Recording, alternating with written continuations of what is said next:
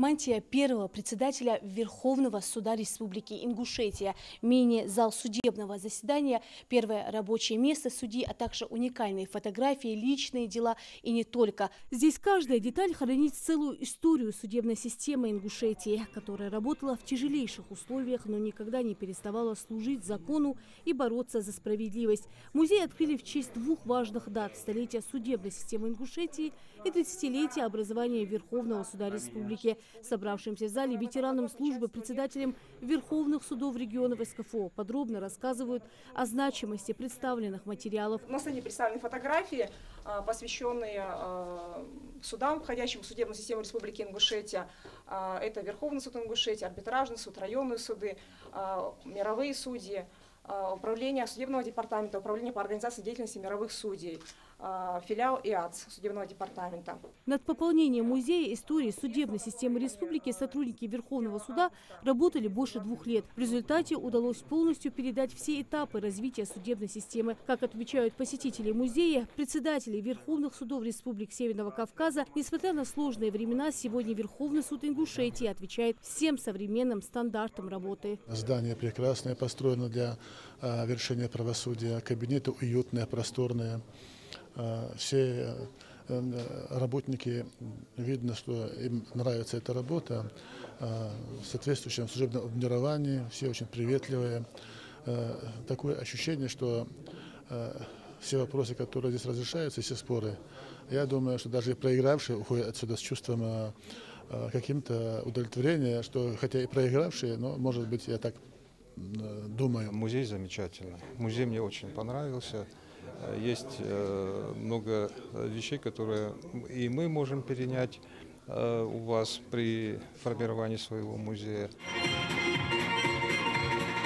Сразу после экскурсии по музею гости переходят к другой важной части праздника – торжественному мероприятию, посвященному празднованию важных круглых дат. В актовом зале Ингушского государственного университета собрались почетные гости. Здесь звучат патриотические песни.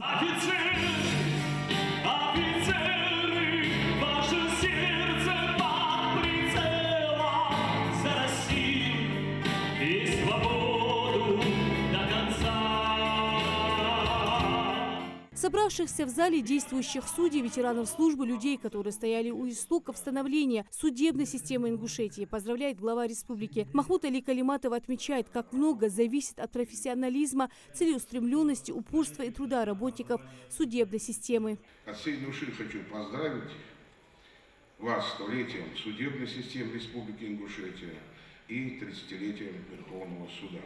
Хотел бы несколько цифр, предметно назвать работу именно судов в целом республики.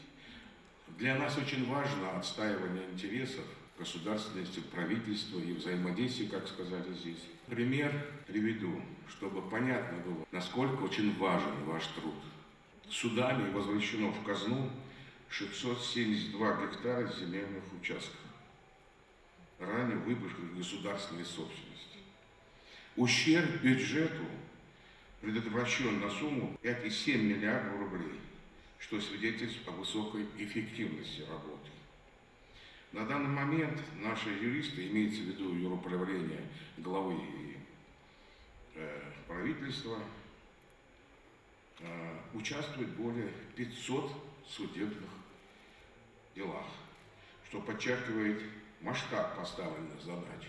Далее глава республики, отличившимся в службе, вручает благодарности, почетные грамоты и юбилейные медали к столетию образования ингушской государственности.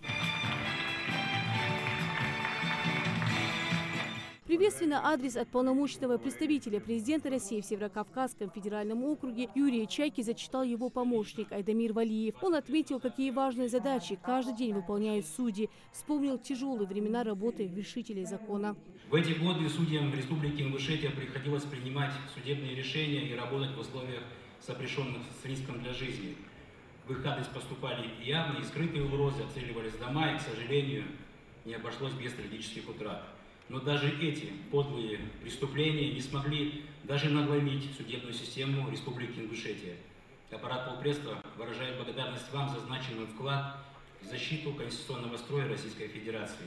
Я желаю вам здоровья, и, конечно же, дальнейших профессиональных успехов на благо России.